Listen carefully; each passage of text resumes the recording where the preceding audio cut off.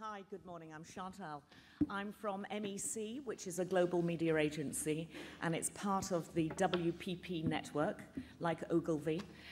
We are the world's largest advertising and media group, and I look after branded content across Europe, Middle East, and Africa for our clients. I'm a former program maker, so my heart is in production. But I wanted to talk to you about, tell you what I'm telling our clients at the moment, which is if you've got a piece of content, don't just use it in one form. I think in the old days in advertising, they used to say, try and get your advert in front of the consumer 6 times.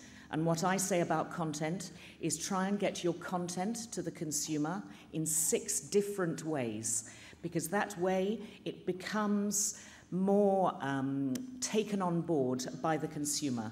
They understand it in lots of different forms, and it gets into the brain and the psyche in a different way each time. These are some of our international clients. I'm sure that you will recognize some of the brands there, but just to give you an idea of the breadth of the brands that we work with across the world.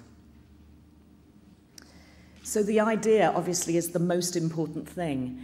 And when I'm trying to create a global property, I look for something that is scalable, so that in big territories where they've got a lot of money, it can be a really big idea, and in smaller territories, it can be a smaller idea, but still with one simple, basic truth at the heart of it, because that is what most people relate to. So as much as anything, I'll tell you about one case history, about why we did it, not what we did, but why we did it, because I think that's very important for you guys to understand as well. Obviously, everything has to have social and digital media now. If it doesn't, it's a total waste of the content. It needs to be noisy, but brands tend to go for something that's quite safe. They don't want anything too controversial generally. And obviously, if you're using content in lots of different ways, you are keeping the cost down because you're amortizing your costs over lots of different platforms. And so that's incredibly important. When creating a global content initiative, I tend to say there are some things you should do globally and some things that you can do on a local level. But generally, you should negotiate your rights at a global level, your talent deals at a global level, and distribution. And the creative concept is normally created by one country alone. But then you can spread it out regionally, because the individual territories will always know better what their consumers like and what they've seen before from other brands in the same territory. So the case study I'm going to rattle through is for SpecSavers. They are the world's largest independent optician, and they're on the high street. And in the old days, people thought of opticians as being part of the medical community. But SpecSavers are absolutely in the high street, but they had a problem with perception, and people thought of them a bit like a supermarket, so not very expert. And we wanted to create expertise in the mind of the consumer so that they would see the brand as something that was clever, that was for intelligent people, and that was creating a link between the brand and expertise, and that was incredibly important. And we realized that reading was very important because we wanted to get to the consumers over the age of about 45 when people are losing their eyesight. And at that stage that more people are taking up book reading. So reading was an obvious way for us to go, also because it's the first time that you realize that your sight is going, because you pick up a book and suddenly you can't read the words. So it was incredibly important for us to get close to something that was linked directly to what we were trying to sell. So we created a television property first, but not just a television property. We went to Channel 4 in the UK, and we negotiated for 2 series a year to go on 2 of their channels, one terrestrial channel and one digital channel at different times of the day.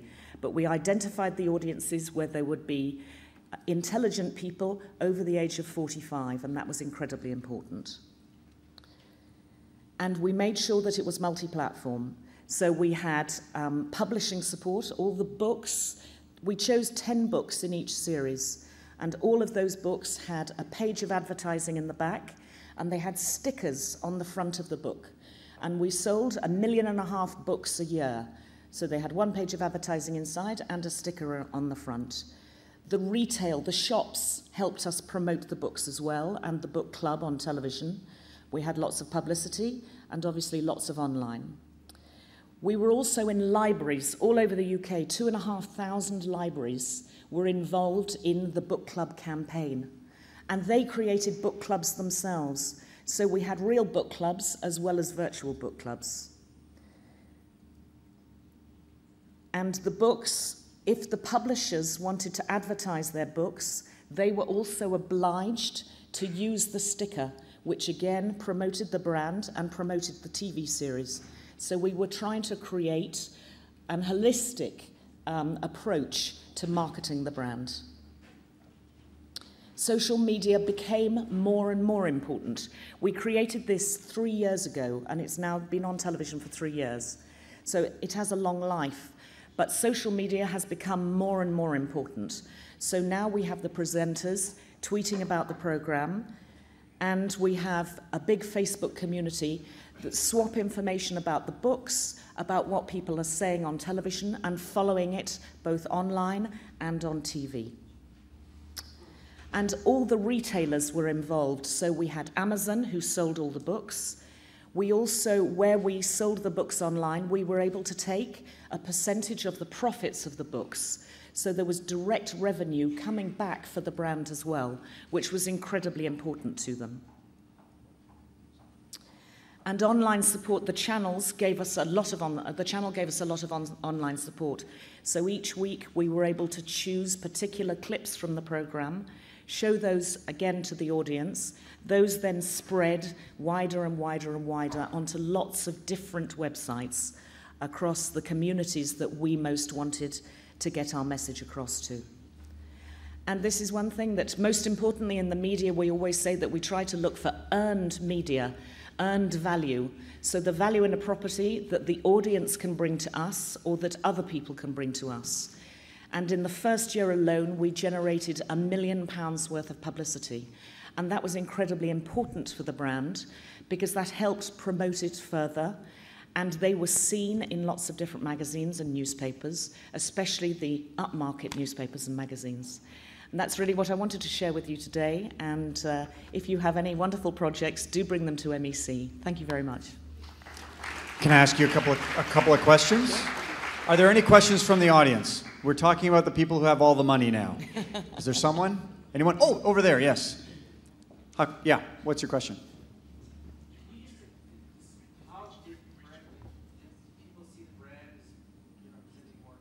Yes. So I mean, can you repeat the question for him, for the audience? The question is, did the audience understand that we were trying to get to clever people and that it pushed the needle? And in fact, it did push the needle. What we wanted was for people to see us as a more upmarket brand and more trusted by people, so that we weren't a supermarket brand for glasses, that we were more closely aligned to the medical industry. And that's exactly what it did. People then said afterwards that they trusted SpecSavers much more than they had before. Just step over here. I'm going to grab a couple more questions. Okay. We're just going to switch out the computers. All right. Any other questions?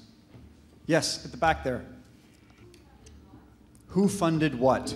SpecSavers funded everything, 100%.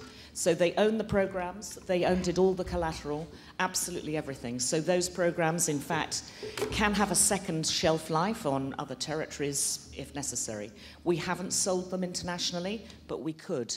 But we do own the format.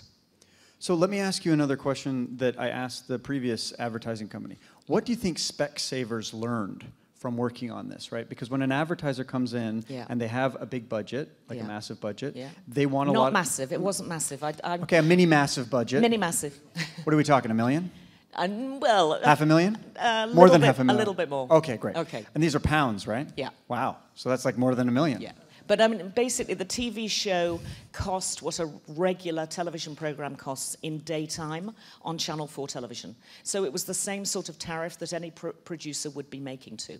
We wanted a program that looked classy, that didn't look like a cheap program, because the whole idea was to say we're not a cheap brand, we're a classy brand. Now, in the past, I've worked at companies like Endemol and big production companies, and when a company like SpecSavers gives you all the money, an advertiser gives you all the money, They also want a lot of control.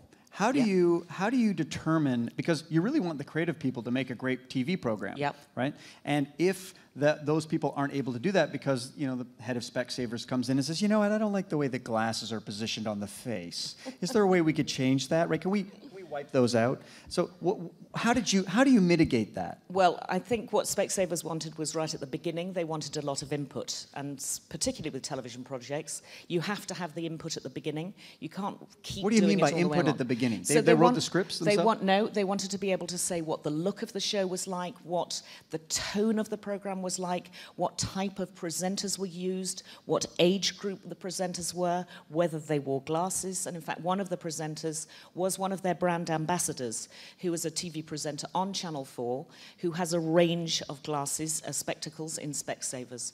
So again, they were weaving their brand and their ethos and their values into the program, but with finesse, with gentleness, not with a heavy hand.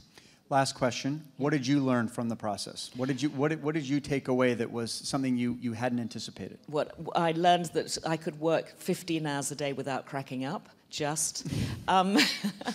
I learned that it worked, and I'm able to tell other people about how we managed, with a relatively small amount of money, to be able to push the needle in an incredibly interesting way, to get to an audience that actually a brand wasn't able to get to in another way, and for it to work and to be a fantastically, actually seamless process that the brand and the consumer brought into. Thank you very much. Really appreciate it. Round of applause for Chantal.